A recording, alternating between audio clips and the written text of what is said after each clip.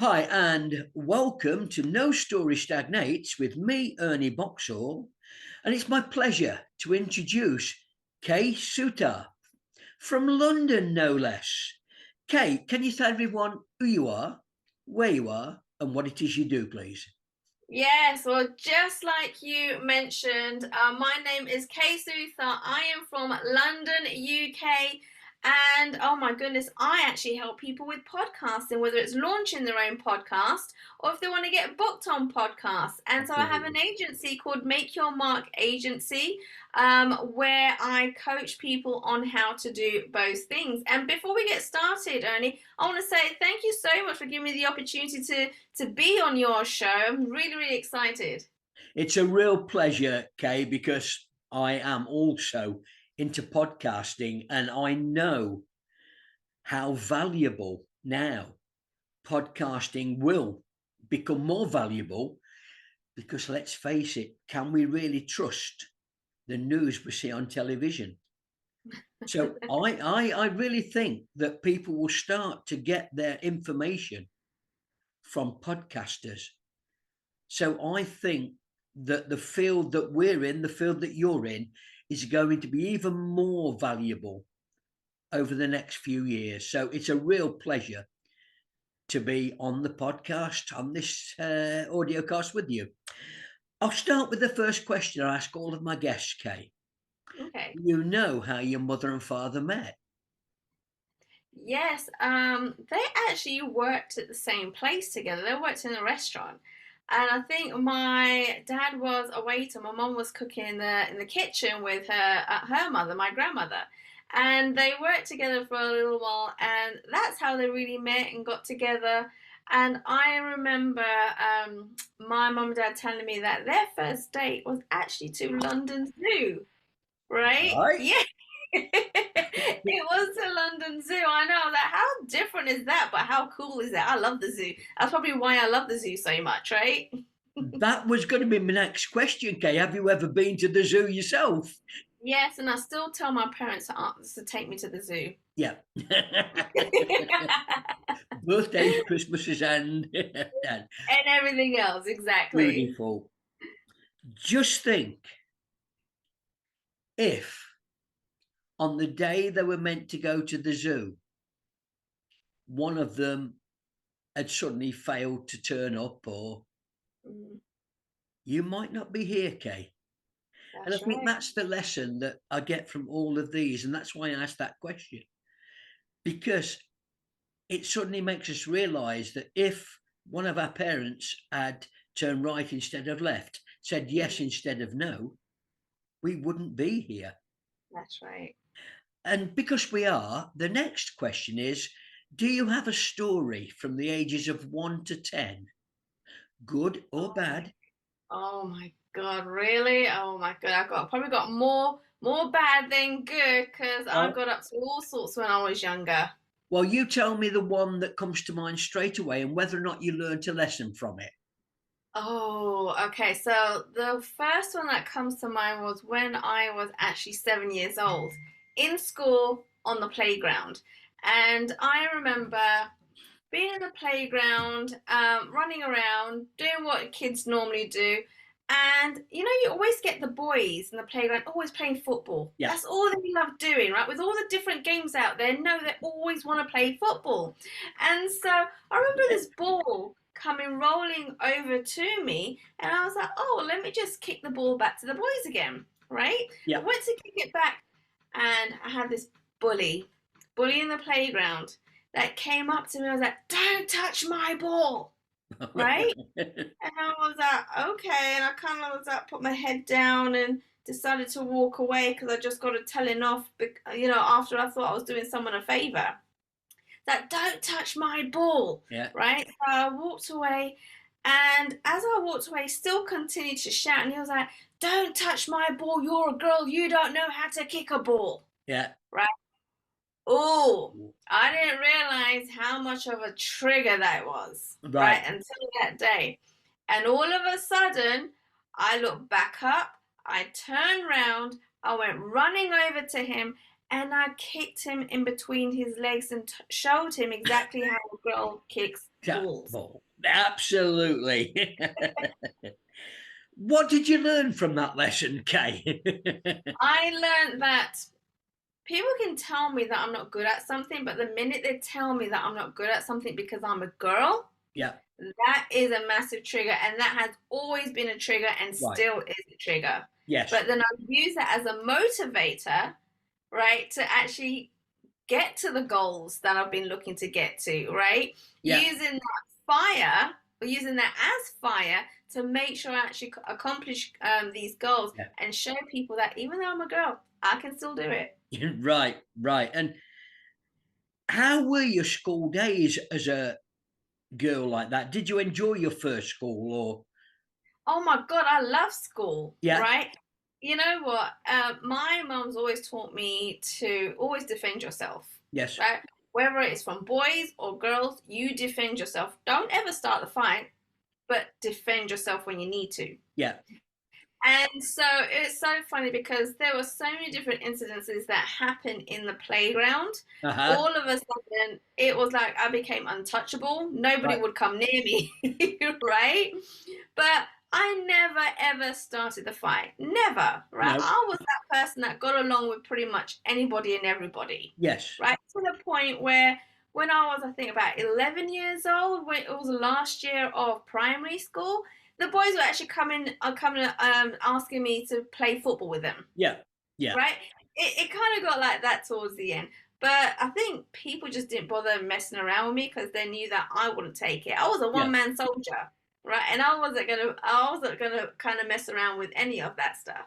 So yeah, I mean, I loved my primary school. Did any teacher ever tell you couldn't do anything at primary? At that first school, did any teacher ever say you can't do that? Well, they told me I can't do something when I was being naughty, Right. right? So when that incident happened with the boy, right?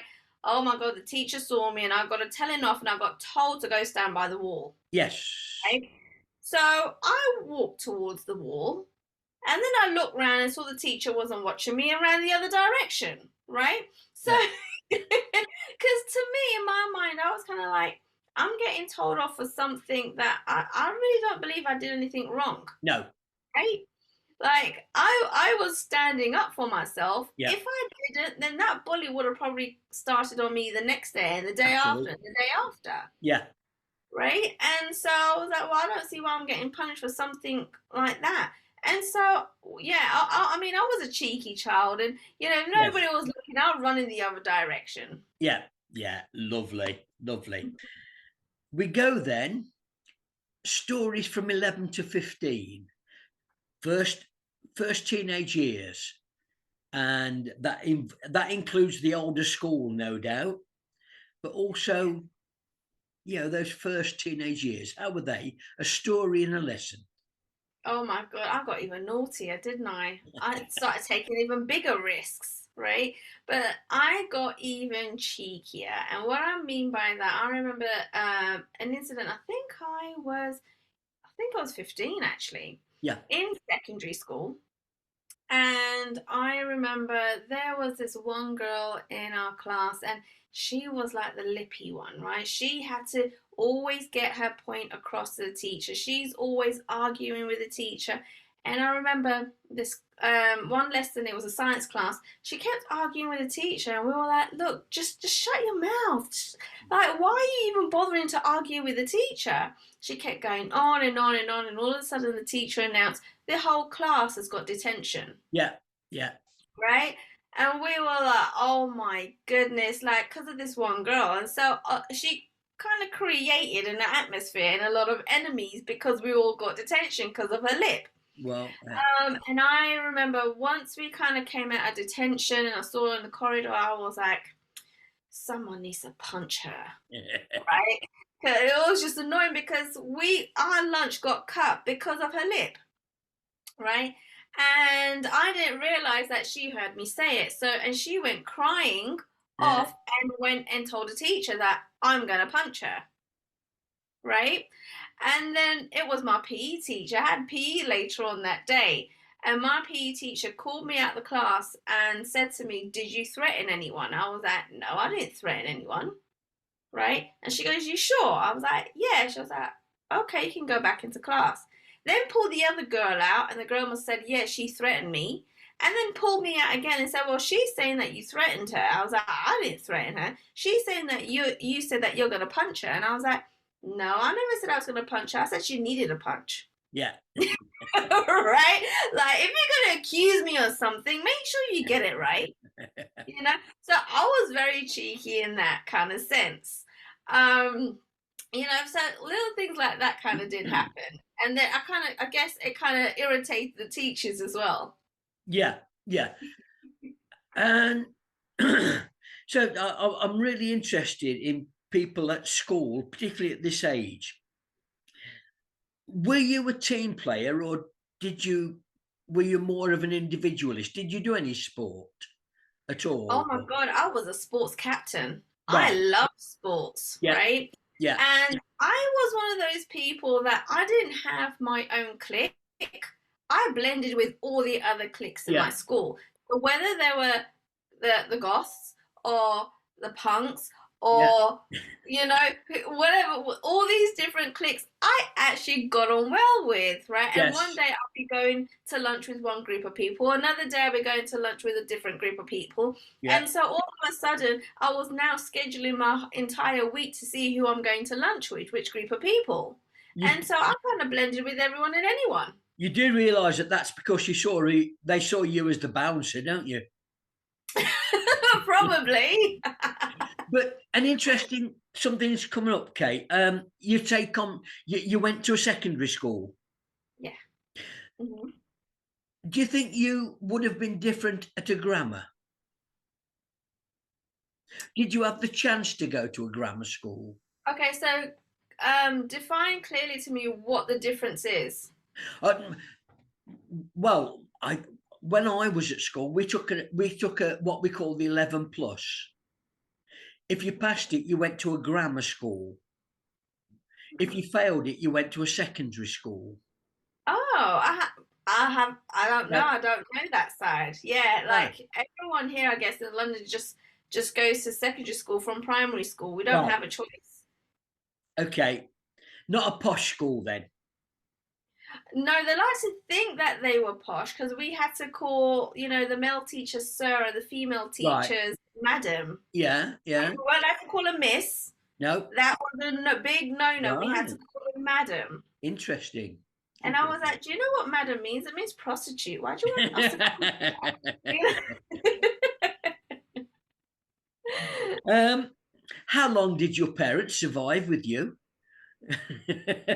Oh my goodness. Your cheekiness. Yeah, they're still trying to survive, but the thing is, I get my cheekiness from both of my parents anyway, so Right. they can only blame themselves. Yeah, yeah. Great. Let's go on to 16 to 20. Okay. A All right. So story and a lesson. 16 to 20. I guess, oh my God, I guess any parent that listens to this is going to be horrified, right? Right. So I remember I was in college and I was applying to go to university, but I still hadn't figured out what I wanted to do, what I Right. wanted to be when I grew up, Yeah. right? And so I knew, you got to go primary school, secondary school, go to college, then go to university. I wanted to do all of those things, but I had no idea what to study. Right. And so I went to the computer hall at college and I had got onto the screen and put up all the different courses in front of me on the screen. And I'm like, I need to apply to universities, but I don't know what to study. And so I decided to use a method of flipping a coin on the computer screen Yeah. and had all these courses. And I closed my eyes, and whichever my finger landed on the screen is what I studied at university. Right. Right. And so that was law and criminology. And I was like, my parents would be happy with that. It's fine, let's Yes. just go with it. But as a result, I hated university. It was boring. I didn't want to do it. In fact, I wanted to drop out after the first semester. Yeah. But it was my friends that were telling me, no, no, no, you'll get into it. It's just the beginning. It'll get more interesting. Then the first year went past, and I was like, I still don't like doing this. I'm still not happy with it. They're like, no, no, no, it's going to get even better in our Yeah. second year. Second year went past, I was like, oh my goodness, I've only got one more year. I might as well just finish it, Yeah.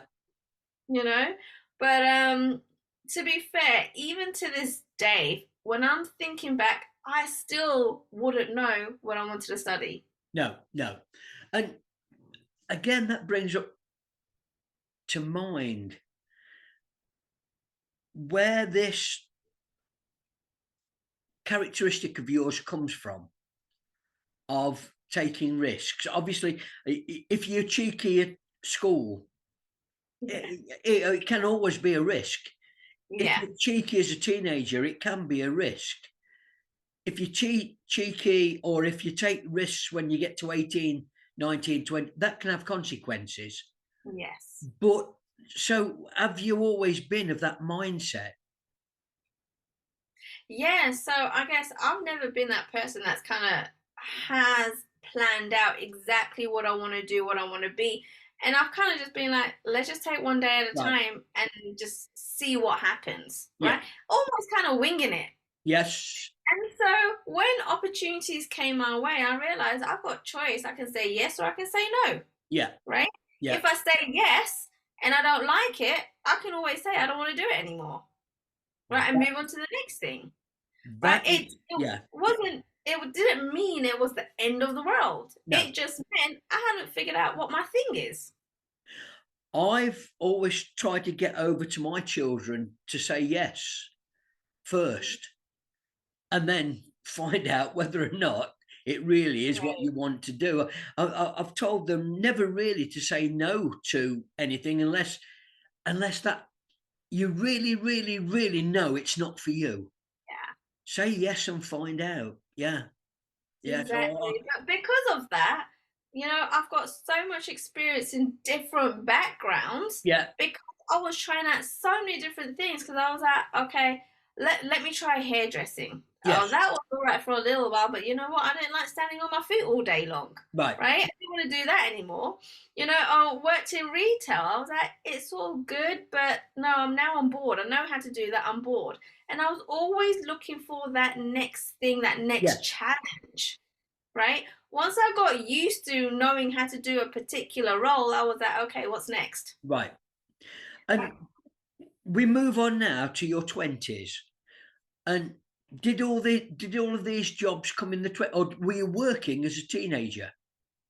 I was working as a teenager, Right. even in secondary school, right? I had a Saturday job. Right. But all these other jobs came about in my 20s. Right. I Right. was jumping from one thing to another, and they were all completely different. Now this brings again, it's something I like to get over to people. When you worked as a teenager, and what sort of work was it? What were you doing? You were So it was a Saturday job. It was a retail shop where yeah, I was selling computers and components. yes. When you went into that shop, if nobody came in, were you the sort, I mean, and let's be honest, I did this once.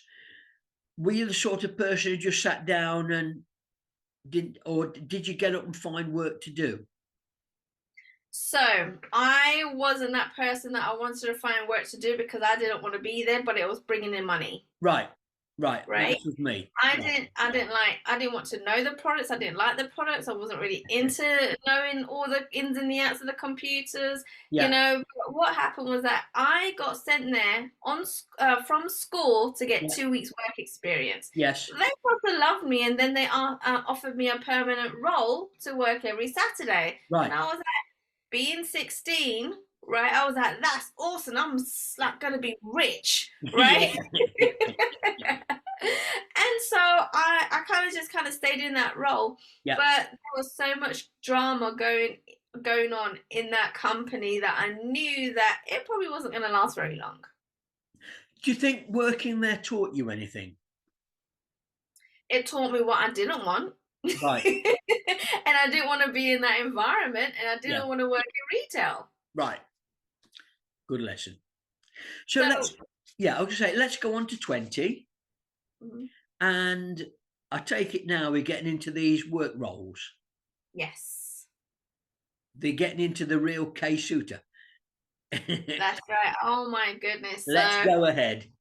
whew, where should I start? Okay, so first of all, I decided that I wanted to learn a language. Yeah. Right?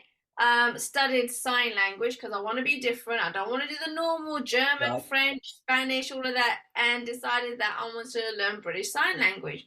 Got my qualifications and then got a part-time job at a youth center working with deaf children. Yeah. Right? Right. Did that, loved it, awesome, and I was like, okay, what's next? Then decided to go into hairdressing. Like I said, did that, done that, didn't like it, and then decided to then become an esthetician.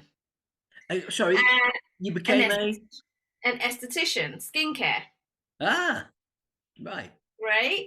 And I was like, it was great learning all this stuff, and I was like, but I just don't want to touch other people. Right. Ugh, that's just gross, Yeah. right? And I was like, no, I can't do that. Okay, moved on to something else, and then became a police officer, Right. right? And then later on became an MMA fighter. Yeah. Later on, after that, worked in politics for Liberal Democrat during the elections. Right. And then finally stuck to, for a little while, working in events. That's it. Let's go back. I I will ask you now, are you over 30? I am, yes. Right. So we can go into the 20s.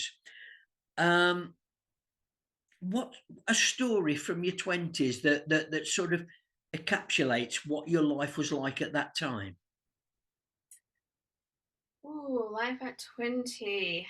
So I guess I just never wanted to sit still. People always used to ask me, like, how are you doing all of this? Yeah. Right? Because not only was I jumping from one job to another, but I also was an active person. I used to do wall climbing, rock climbing, badminton at the gym, Yeah. MMA training, and all of this and that. How do you find the time and the energy to do it? I was like, just because I like doing it. I Yeah. don't like sitting down Right. and doing nothing. I need to keep going on the move. Yeah. Yeah. Yeah. And were you in relationships at this time? No, I got out of a Right. relationship, which is why I was like, right, boom, this is my time now. I need to do as much as I can, Yeah. right, in a short amount of time and learn as much. Because in the years I was in a relationship, I can tell you that I barely got anything done. Right. Right. And I got more done in the year after than I did in the 5 years in the relationship I was in. Great. Okay. And so in the early 20s, 20 to say 25, what sort of work really caught your imagination? What would you say? Oh, 20 to 25. Do you know, I've got to be honest, I'm not sure. The only thing that I did know was that I wanted to make a lot of money. I Right. wanted to be rich, Yeah. Yeah. right? Either that or a superhero. But superhero university doesn't actually exist, No, right? no. There's no And cause for so, that, is there? no, there isn't. And so I was like, I don't know how I'm going to do this. I don't know what I want to be, what job I should be going for, but I know I want to be making a lot of money. Yeah. Yeah. So, which is why I would jumped into so many jobs to see which one, Would make I you. could settle in. Yeah. Yeah. And were there lessons that you learned in those first 5 years of the 20s that you carry on now? Oh yeah. Oh my God. The biggest thing that I learned, most of the jobs I had were in corporate. And I realized that in corporate, there's really no such thing as leaders. Right. They're all bosses, Uh-huh. right? They keep wanting to tell the team what to do, how to do it, but they really have no clue or idea themselves. They may have not even done that particular role themselves, and Yes. yet they've given instructions on others how to do it. Yes. And so I kind of said to myself, if I was to run a business, I would never, never, ever treat my team Yeah. like the way they treat theirs. I don't want to be a boss. I want to be a leader. Right. That was the biggest thing. Yeah. If anything, you know, in my entire journey, I have got closer to what I want to do because I learned what not to do. Absolute. Great point. Great point. Yeah. And was it in that period that you became a police officer, or was that So later? it was when I was about I was 24. Right. So it's Yeah. in this period. So can you take us through? Did you just walk into an office somewhere and say, "I want to be a police officer"? No, do you know what, Ernie? Oh my goodness. I applied online as a pure joke. Right. It was just a joke. Like I was like, they're never gonna let me in. It's never gonna happen. Right? You mean they And read your school record? right. And so I was like, oh, let me just apply for it online, like see what happens. Filled out the form and everything, sent it off. Didn't hear for weeks. Excuse me. Didn't hear for weeks, and then all of a sudden I got a letter through my door saying that, oh yeah, your application has been received and you're through to the next stage. I'm like, okay. And the next stage was going in for an entire day interview, Yes. right? Yeah.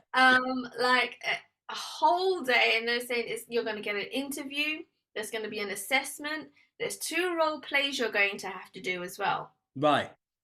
And I'm like, oh my goodness. And I remember saying to my mom, like, should I even bother? Like, I wasn't even serious in applying for this, but now they've asked it to come in. And mom's like, well, just go and just see Yeah. what it's like and find out.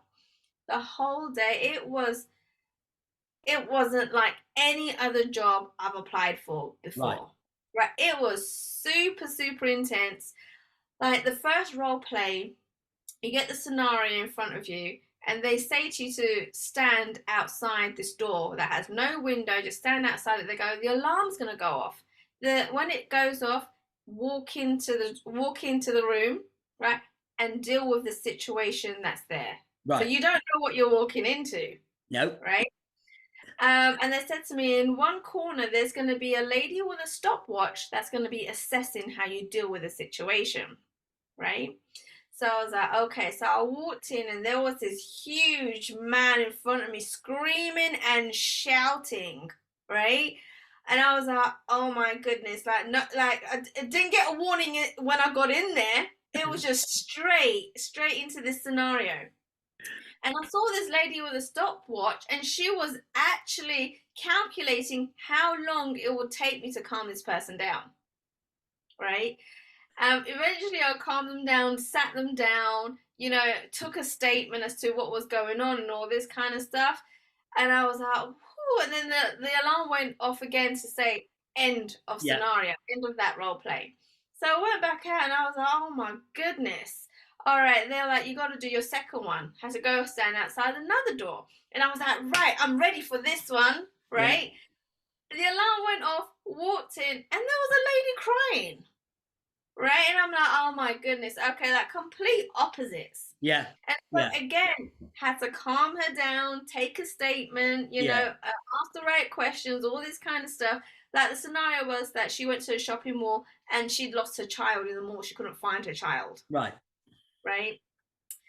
Did that role play, finished that. Then it was like, okay, right, next you got an exam. I'm like, oh my word. The exam was that I had to write a letter to the commissioner. So I'm like, okay, like let's do this. I was like, this feels like school, but okay, let's do this. So I had to write a letter to the commissioner. Again, you are timed. You were given a scenario, all of this kind of stuff. You have to put data and stats. You had to include certain things in there. And I was like, okay, that's done. Next, they were like, right, now you're going to have your one-on-one interview. Yeah. And this one-on-one interview is not like any other interview. It literally was a lady in front of you with a folder, right, with the questions, right? Guess what? She also had a stopwatch to see how long it will take to answer each question. And I'm Yeah. like, Yeah. oh my God. So she's asking these questions, you're answering it. She's like, you still got 45 seconds left. You got anything else to say? And I'm Yeah. like, no. Right? So did all of that. The day went, and I was exhausted after that. I was like, wow, that was some mental energy there. But then I was like, I don't even know how well I did. Like, No. again, I was just winging it. I was Yeah. like, no idea how it went. Few weeks later, I got a letter, and it said, "Oh, you passed. Yeah. Now you're invited to go to day two." Oh my God, day two. The day two was the physical, Right. right? Was the running, was the eyesight test, the ear sight, doing the whole Yeah. swab and all of that. And that was the whole day two. Right. Had to pick up weights, but they prepped you. They were like, you got to be able to pick up 35 kilos, right? Pull and push 35 kilos. You have to do running according to the bleep test. That's it. I know So, the bleep test. right, it gets faster and faster while you Yeah. get tighter and tighter. Yeah. The thing is, I'm 4'11", right? And I'm Right. like, doing anything takes a lot more effort, Yeah. right? When you're small, especially when your kind of strides are a lot smaller than the average That's person, it. right? And then I'm like, oh, and on top of that, I've got to pick up 35 kgs. I'm like, oh my goodness, at that point, I probably weighed 35 kgs, right? So, I was like, right, I was in the gym and I was training, Yes. right? And the running wasn't too bad. I got good at running, and I was doing the bleep test as practice and all this kind of stuff. It was the weights that were like a Yeah. bit iffy. And I gotta be honest, the first time I did the training, I failed. Yeah. Yeah. Right? And I remember my entire class that was with me, because we did it as a group, they all passed, and I was the only one Right. that failed. Right? But what failed me was the weights. That. Yeah. I couldn't pick and push 35 kgs. Right.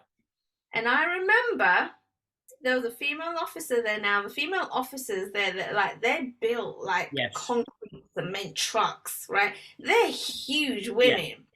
You don't want to ever mess with them. And so she goes to me, everyone is dismissed, you stay behind. Wow. And I was like, oh my God, feels like I'm back at school again, right? And so everybody went, and she goes, you're going to do this again, right? And I'm like, okay. She goes, you're going to do this again because I can't have someone as pathetic as you out on the streets. Right. I was like, she can't talk to me like that. I was getting mad. And she was in my face, and she was screaming, and she was shouting, and she was telling me how pathetic I was. And I got so mad. I wanted to punch her. I couldn't, because I knew I could probably get Yeah. locked up. Right? And then she stopped, and she pat me on the shoulders, and she's like, you're done. I'm like, okay. She goes, look up on the screen. I passed. I was able to push and pull 35 kgs, and she goes to me, I knew you could do it. Right. Oh, you did it after she shouted at you? I did. Yeah, I have to say, I was laughing a little bit through that scenario, particularly the first one, where the big man was shouting and that, because I sort of imagined you walking up to him and kicking him between the legs. Yeah, I really wanted to. I was like on fire inside, but Yeah. it got me to Yeah. actually accomplishing, I Yeah. guess, what she saw in me, and I didn't realize, right? And I don't know how she knew, because she didn't really know me. We No. didn't have a conversation, but she knew what buttons to press. This is, it's something that they used to do, and I'm not sure whether they still do, but certainly in the army, they talk about breaking, because they get some rough buggers go in the army. Yeah. But the first thing they do is break them down. They make, they absolutely almost break them psychologically, and then they start to build back Mm, up. So that was obviously a technique that she'd used, yeah, but power to her, because she can only use it with certain people. there I, you I, go. I've seen, I saw a program where they were doing it to if this chap was a thug, 18, 19-year old, and he was a thug, and he was the big man in Newcastle, Mm, and he decided to go into this TV program uh, called Bad Boys Army. okay. It was where the TV program got together. They got all the bad boys and they put them in a Second World War scenario with sergeants and everything, and they Mm, broke them down. And this lad couldn't take it. He walked really? out. He was the Wow. big hard man back in Newcastle, but not when they started to scream at him. Mm, So that psychologically they twigged you probably. yeah, probably did. Oh my goodness. Yeah. Does that mean I'm a bully? No, no, it means you could handle the situation. God, I tell Sometimes, you what, though, if she screamed at me any longer, I don't know how much longer I would have been able to deal with that. there you go. She knew when to stop. But how long were you in the police force then? Oh, 6.5 years. So, stories from that time that you remember? Oh my goodness. I know there's so many. Just pick a big one. Whew. Right, okay. So there was we had an operation, and basically it was to separate gangs because there were Yes. gangs hovering all over the streets. Yeah. And so I remember that there was a whole van of us that went out, right, and just kind of going through the streets to see if there's anyone hanging around, loitering, causing any mischief. And we saw a gang that were hanging around in the park, Yeah. right? As we drove past, there were loads of gangs there, and we all got out. We had a kind of conversation with them. We did a stop and search. Yeah. And there was a female there too, right? Part of this gang. And so, of course, a female officer searches the, Yeah. the female there. And so we had a newbie join the team, right? And so I remember my superior saying, right, she's going to be doing the search on this female. Right. So she did the search there, and it was fine. And then he goes, there was this one, in a gang, you always get one lippy guy, Oh, right? And apparently he was known to the police, yeah. right? So Yeah. my supervisor knew him, Yeah. knew all the stuff he's been getting up to in the past, right? Yeah. Knows his lip. And so he then turned around and goes to the newbie, goes, oh, now I want you to do a search on him, Right. right? And he goes, call up on the radio and do a background check. When you do something like that, as a police officer, you do it discreetly. So no one else around can hear what they're saying on the radio. Right. He decided to put the volume up high, right? And where they're at, what's going on? And he goes to her, ask on the radio what kind of previous he has, Yeah. right? So she's asking, oh, does he have any previous? Yes, he does. Okay, what previous does he have? Oh, he's got sexual assaults, right? So then the superior went, now ask for details of that sexual assault, right? And it's on loud. Everyone can hear, like every member of this gang could hear. Yeah. And the person on the radio then said, oh, he was caught having intercourse with a canine. Right. All of a sudden, his friends in this gang heard Yeah. and were like, oh Yeah. my God, all of a sudden, Yeah. he was not this big man on campus. No. No. Right? But my superior knew about this and Yeah. basically wanted to put him in his place because of his lip. That's it. Yeah. Yeah. And all his friends found out what he'd been up to. I've got to say, joining the police force Did that suddenly make you 5'4", or did you stay at 4'10"? No, I stayed at 4'11", 4 foot right? 11. Yeah. Yes, 4'11". So what's it like being a 4'11" police officer? Oh my god, all you see are backs and butts, Yeah. especially in the crowd.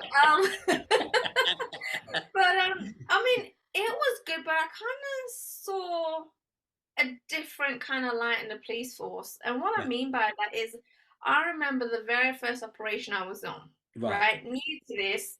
And again, we went out in a van. It was a night shift, right? It was a Friday night where people down the pubs causing mischief. And can we ask where, Kay? Where was it? It was in London, in Stratford. Stratford. Yeah. Yes, right? And apparently, someone had called up saying that there's chairs being thrown all over the place, there's glass being thrown, like it's getting really kind of nasty. Yeah.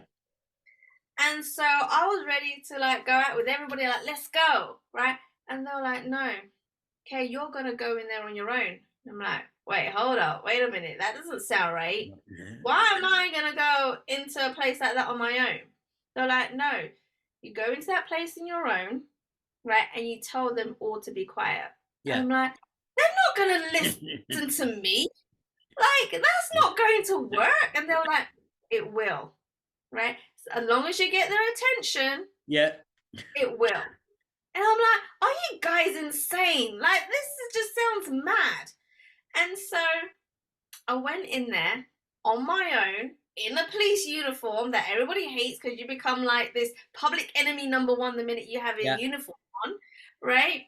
And got up on the chair and started banging and told all of them, right, to be quiet and to behave themselves. They all stopped and looked at me. I was like, oh shoot, they're gonna come after me now, right? But then after that's when my co-workers then came in, and I'm like, what was that all about? Right? And they go, hey, you're the smallest one here. Yeah. Which means if we send you in, they're not going to feel inferior. They're not going to be in a place that they want to attack. But if we sent the big burly guys in, that's right, they're going to want to fight back. Yeah. Yeah. And I was like, well, you guys could have explained that to me before. I was going to say, yeah. Yeah. So I was like, okay, so that's how that works. All right.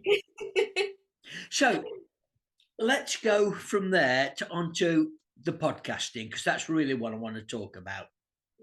Okay. How did you get into podcasting? Again, right, like most of the things that I've got involved in happens by accident. Yeah. Complete accident. And so I was in events before I got into podcasting. Of course, pandemic happened, no more live events. Yeah. And so at that point I was like, well, I still need to be promoting myself and my business. And so you don't just stop. And so I thought, let me have a look at this whole podcasting thing. What is that all of that about? There's people out there doing it. Let's try it out. And I remembered, I thought, do you know what? What I'm going to do is I'm going to, get booked on podcasts. I'm going to get booked on so many. People are going to love it. They're going to share it. And I'm going to become rich. Yeah. Guess what? It doesn't work like that, Ernie. Not quite. In the beginning, I was applying to so many different podcasts. But guess what? They weren't even responding back to me. No. I wasn't even getting a no, sorry, we don't want you on the show. I was just getting no replies at all. And I'm like, what's going on here? Something's not right, because people are getting booked on podcasts. Why aren't I? Yeah. And so I did a little kind of tweaking and researching and strategized. All of a sudden, I got booked on 100 podcasts in 60 days. Right. That's a lot of podcasts, a lot of interviews, which means that my exposure just went out to the entire world, in buckets full. And then people were asking me, how the hell are you doing this? And I thought, oh, this sounds like it's a course I need to be teaching people. Right. And so then I started coaching people on how to get booked on podcasts. And the more podcasts I was getting on, all of a sudden these podcasts were now asking me, oh, what's the name of your podcast? And I'm like, crap, I don't have one. No. Okay, now I've got to create a podcast. So again, I researched it, I looked into it, what kind of processes, what systems, how it works, getting people in, doing solo and all of Yeah. that kind of stuff, and managed to launch it within 30 days. Right. And then all of a sudden people were like, how have you done this so quick? Like, what did you do? Yeah.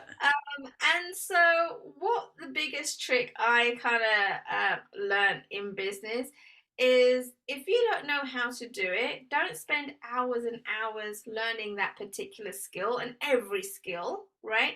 Outsource. Yeah. Yeah. And so that's what I started doing. And so I found these freelancers, graphic designer, Yeah. content writer, copywriter, SEO, and then started, asking them to do these bits and pieces that I needed to get my podcast to come together. Yeah. But what I didn't realize was that I just created an entire team. Yes. Yeah. Oh, that was, yeah, I was going to say, did you have the resources to pay for that entire team? Or I did. You know right, why? Because my entire team are actually all based, even right now, the same team are all based in the Philippines. right, absolute, yeah. You would Right? recommend, or it's not you would recommend, but you've had good experiences of that. I have. Yeah, Yeah, I definitely have. And so what happened was I was like, okay, I've got a team here. And I said to them, okay, I've got this idea of creating a podcast agency, right? Helping them launch their own podcast, helping them get booked on podcasts. Would you want to join me? yeah, Right? And because it meant security for them, they were like, yeah, of course we want to join you. And so that's when Make Your Mark Agency was birthed. yes, yeah. Now I've got a sign come up. We'll edit this out, Kay. I've got a sign come up that said I've got a meeting in 3 minutes, but I'm not sure. I don't think I have. I think it's a mistake. So if we click off, I'll just come back. Just to let you know, I have got a meeting in 3 minutes. Right. So what we'll do, we'll leave it there, Kay. Okay. We'll book another one, and All we'll edit them together okay. another time. Okay. All It's right. been Awesome. it's been a real awesome. Wow, how long has it been? 30 minutes. Hasn't it been longer? It may be, yeah, yeah. It's gone really quick though. You could talk forever, Kay, and I could listen. I'll send you another link. We'll get it on again. And what I'd like you to do, Kay, send me your bio. Send me the links that you want me to put into all of this. All right, I will do. Take care. Have a great day. Right. Thanks, Annie. Bye. Bye then.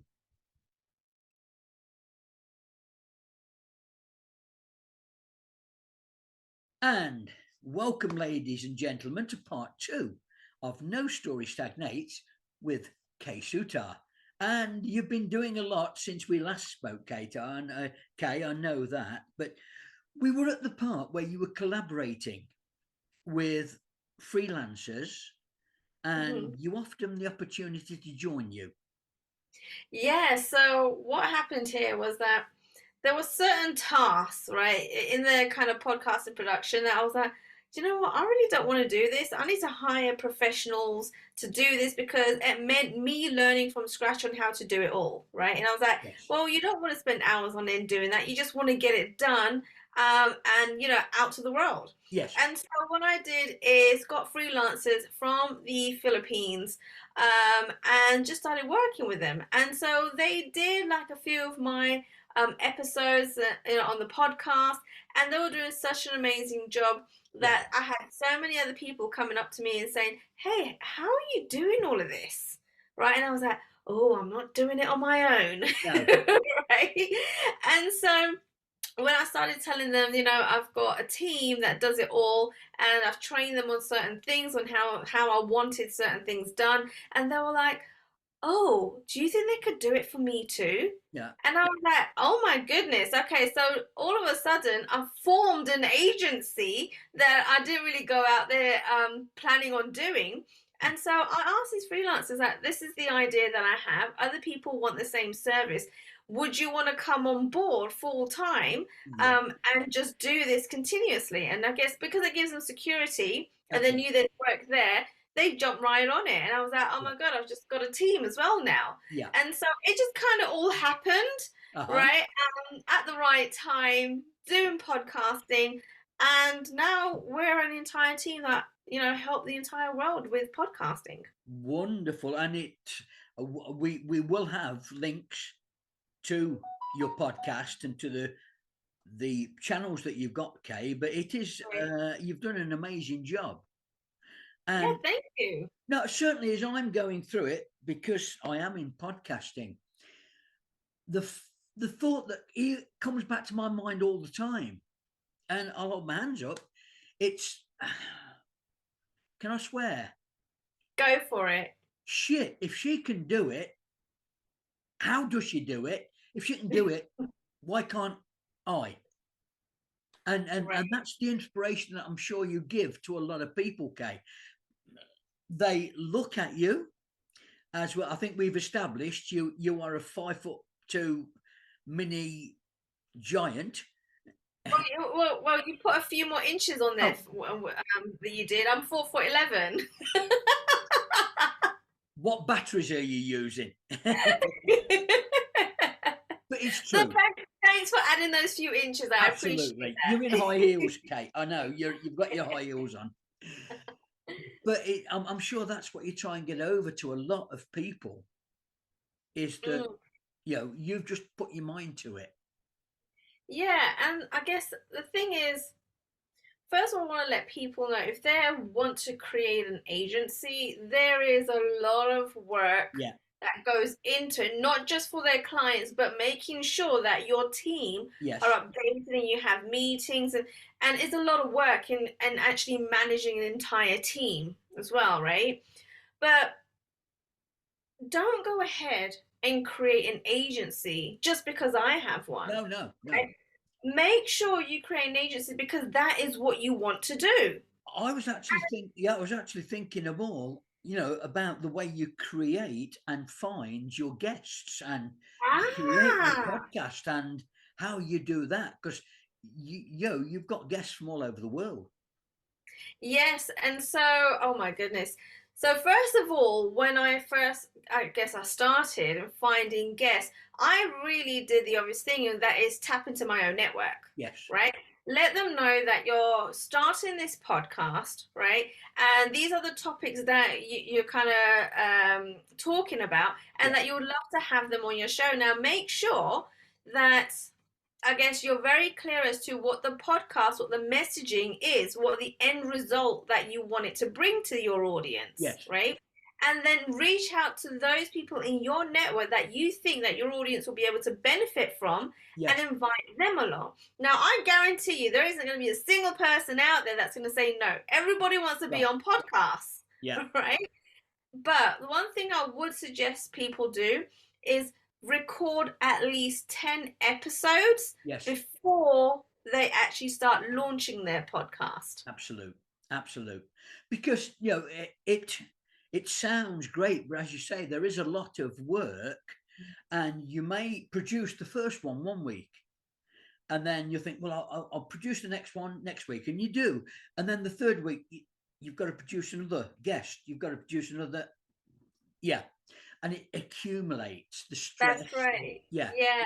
And that's why it's always a great idea. The great thing about podcasting is that you can record these episodes months in absolute. advance, right? Yeah, And so you're not leaving things to the last minute. You're not scrambling at the last minute, finding guests and recording these episodes. I know people that do it 2, 3, 4 months plus in advance, yes, right? That gives them the time to focus on maybe other projects that they're doing in their business as well. yeah. Now I know, I have seen and been on your podcast, and you do have you ask your guests for a business tip and things like that. What tip would you give to a brand new podcaster? Oh, goodness. All right. There's a couple of things here. First of all, don't just get into podcasts because everybody else is. make sure that this is something that you want to do, because it does take commitment, it does take drive, Yeah. and you've got to be in it for the long run. Yes. It's not going to be a money making system, click of a finger or overnight. No. It takes months. Sometimes it can take a year plus, Yes. right? Yeah. It depends on your systems, your approach, your processes. And so make sure that this is something you want to do and you're in it for the long run. The second thing I will suggest is that you get very clear as to why you want to start a podcast. Yeah. How is it going to help you, your audience? Yeah. And is it going to drive people to listen to it? Or is it going to be something that you decided, oh, I would like to know about it? I'm sure there's others. No, do your market research and find out if there's a market for it first. Yes. And then decide on the elements that you need for your podcast after that. Wonderful, wonderful. And my why is because I realized, I think we've talked about this, I've realized that my life has been shaped by turning right instead of left. Right, yeah. And everyone's life has been shaped by the decisions they make and decisions that we forgot about. Yeah. And so what I did it for initially was because I wanted business owners to have their authentic story out there and the lessons that they've learned, which is what we've Right. done. But also, and this may be for you in the future, for our children and grandchildren to be able to go on YouTube and say, wow, this is my dad's, this is my mum's story. Right. And that was my why for doing this. Oh, amazing. I love that. And you know what? You kind of hit the nail on the head there. The fact that you can go back to it, because podcasting is evergreen. Once it's out there, it's That's it. out there, Yeah. right? Yeah. And so you can always go back to it Yeah. and, have people, members of your family, right? Younger generations listen to it. Yeah. And it brings back those happy memories, right? And Absolutely. educates the younger generation in your family as well, which is awesome. That's it. And they don't grow up in a vacuum. Right. Because I only scratched the surface of my mum and dad's life.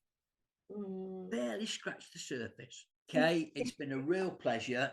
I hope you have a great day, a great evening. You too. Oh my God, it's been awesome being here on the show. Thank you for the opportunity. You've been awesome. Have a great Christmas, have a great New Year, and we'll talk again soon. Right back at you. Thank you very much, Kate. Bye then. Bye.